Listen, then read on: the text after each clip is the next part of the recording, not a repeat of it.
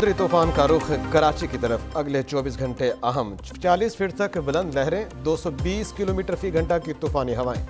तूफान का कराची से फासला कम होते होते 500 किलोमीटर रह गया। बायपुरजॉय की पाकिस्तानी साहिली इलाकों की तरफ पेशकदमी में तेजी। 15 जून को केटी बंदर के करीब से गुजरने का इम्कान। तूफान शमाल की जानिब बढ़ रहा है।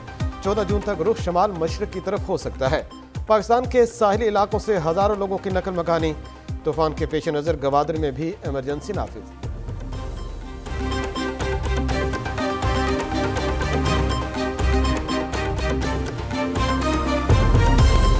समंदर बिफर गया। मकरान की समुद्री हदूद में तुग़यानी। ओमाड़ा में समुद्री पानी आबादियों में दाखिल।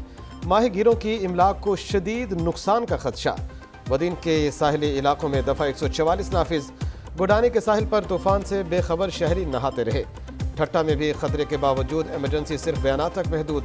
नाकिस हिफाजती इंतजामात पर आवाम परेशान। कराची में सीबीओ जाने वाले तमाम रास्ते रुकावटें लगाकर बंद कर दिए गए।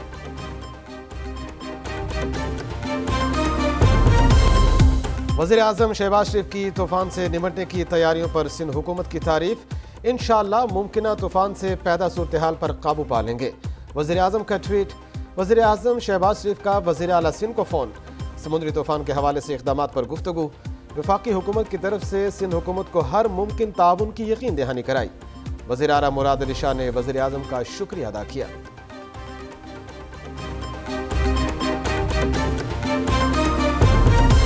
आईडी स्टॉर्म का पाकिस्तान और भारत पर नजर। समुद्री तूफान बायपुरजॉय का 7 किलोमीटर फी घंटा की रफ्तार से पाकिस्तान की तरफ सफर जारी। तूफानी कौन की चौड़ाई भारतीय शहर अहमदाबाद से कराची तक है। माहिरीन के मुताबिक 67% इम्कान है कि तूफान का मरकज इस कौन के अंदर ही रहेगा। समुद्री तूफान क्या रुख इख्तियार करेगा, कौन कौन सा शहर तूफान के निशाने पर है, इस हवाले से खुसूसी रिपोर्ट शामिल हैं इसी बुलेटिन में।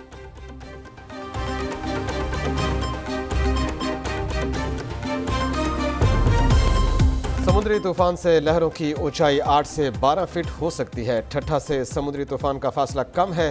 चीफ मेट्रोलॉजिस्ट सरदार सरफराज का कहना है तूफानी बारिशें 3 से 4 रोज तक जारी रहेंगी।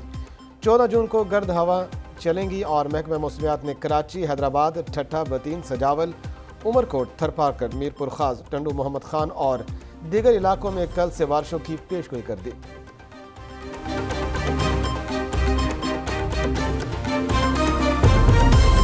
तूफान से सिंध में 60,000 अफराद और 51 गाँव मुतासिर होने का खदशा।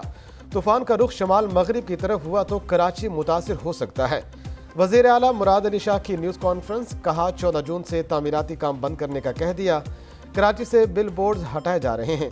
अंदाजे के मुताबिक तूफान से आधे घंटे में तकरीबन 2.5 इंच तक बारिश होगी। सजावल से तकरीबन 60,000 लोगों की नकल मकानी कराना होगी। वज़ीर आला सिंध का सजावल, ठट्ठा, बदीन का फ़ज़ाई जायजा।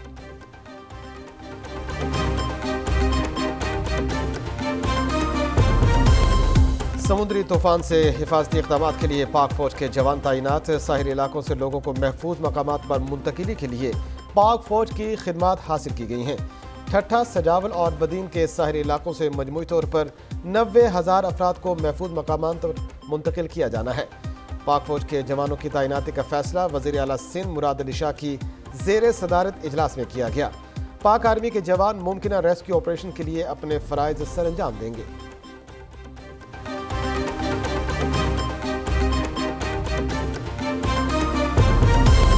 समुद्री तूफान के पेश नज़र पंजाब में भी तूफानी बारिशों का अलर्ट जारी। आज से बलाई इलाकों में मगरबी हवाएं दाखिल होने का इम्कान। लाहौर, इस्लामाबाद, रावलपिंडी, सियालकोट, गुजरावाला और दीगर शहरों में बारिशों की तवक्को। बाज़ मकामात पर मूसलाधार बारिश और यालाबारी भी हो सकती है। मरी के पहाड़ी इलाकों में लैंड स्लाइडिंग का खदशा। PDMA की जानिब से पंजाब के तमाम इदारों में ज़िले इंतज़ामिया को हाई अलर्ट रहने की हिदायत।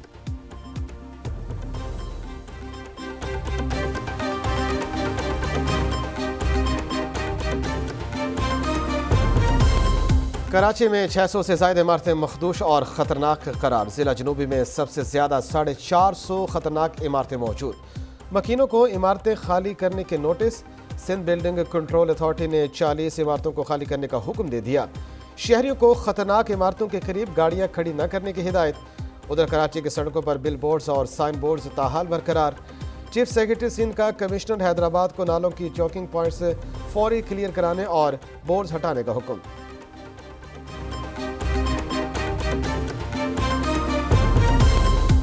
فوجی تنصیبات پر حملوں کے کیس آرمی ایکٹ کے مطابق چلانے کی قرارداد منظور۔ خالد آصف نے کہا 9 مئی کو فوجی تنصیبات کو نشانہ بنایا گیا۔ ہمارا نظام کمپرومائز ہو چکا ہے، جہاں دہشت گردی ہوگی وہاں اسی قانون کے تحت کیس چلے گا۔ جن لوگوں نے فوجی تنصیبات کو نشانہ بنایا ان کے خلاف آرمی ایکٹ کے تحت ہی کیس چلے گا۔ قرارداد میں کہا گیا 9 مئی کو ایک جماعت اور اس کے قائد نے تمام حدیں پار کر دیں، ملزمان کے خلاف کارروائی میں ایک دن بھی تاخیر نہ کی جائے۔ وفاق سے حق لینے کی بات کی جا رہی ہے۔ وفاق خود بے روزگار اور لاچار ہے۔ وفاق اپنا خرچ سود لے کر چلا رہا ہے، کس کی مدد کرے گا؟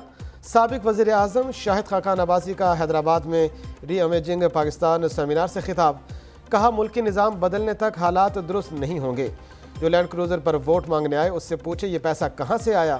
مفتاح اسماعیل نے کہا ملک کو 1% اشرافیہ چلا رہا ہے، 40 بچے بڑے اچھے سکولوں میں پڑھ رہے ہیں، 1.5 کروڑ بچے تعلیم سے محروم ہیں۔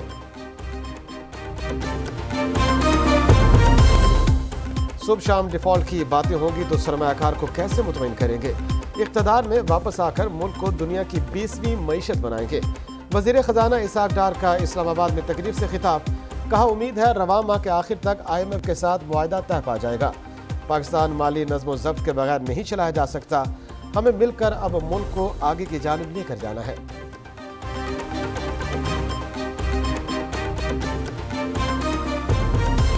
مشکلات کے باوجود حکومت نے متوازن بجٹ پیش کیا۔ PTI حکومت نے معیشت کا ستیہ ناش کر دیا، چین کی سرمایہ کاری کو ڈبویا، اس کا اعتماد توڑا۔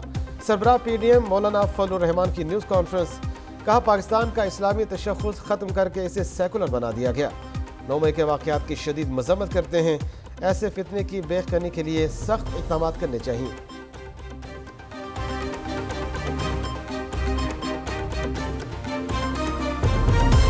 اسٹیٹ بینک کا شرح سود 21% پر برقرار رکھنے کا اعلان۔ مرکزی بینک کے مطابق اپریل اور مئی کے بلند مہنگائی کے اعداد و شمار توقع کے مطابق تھے۔ ملکی غیر یقینی کیفیت اور بیرونی کھاتے پر مسلسل دباؤ ہے۔ توقع ہے رواں ماہ سے مہنگائی میں کمی آنا شروع ہوگی۔ سینٹ میں بجٹ اجلاس کے دوران اپوزیشن کا شور شرابہ۔ سینیٹر آصف کرمانی نے اپنی تقریر میں کہا 9 مئی کے گناہ پر اپوزیشن مزار قائد پر جا کر معافی مانگے۔ جناح ہاؤس GHQ پر حملہ کیا گیا، جرم کیا ہے تو اس کی معافی مانگنا ہوگی۔ اپوزیشن جیسا کہے گی ویسا جواب ملے گا۔ ان کے ریمارکس پر PTI ارکان نے ایوان بالا میں شور شرابہ شروع کر دیا۔ چیئرمین سینٹ سعادت سنجرانی اپوزیشن ارکان کو خاموش رہنے کا کہتے رہے۔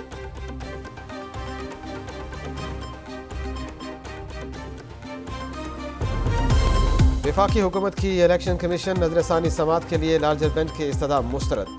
چیف جسٹس سپریم کورٹ کا نظر ثانی کیس کی سماعت کے لیے 3 رکنی بینچ برقرار رکھنے کا فیصلہ۔ رجسٹرار آفس سپریم کورٹ نے انتخابات نظر ثانی کیس کا کاز لسٹ جاری کر دی۔ چیف جسٹس عمر عطا وندیال کی سربراہی میں 3 رکنی بینچ 13 جون کو سماعت کرے گا۔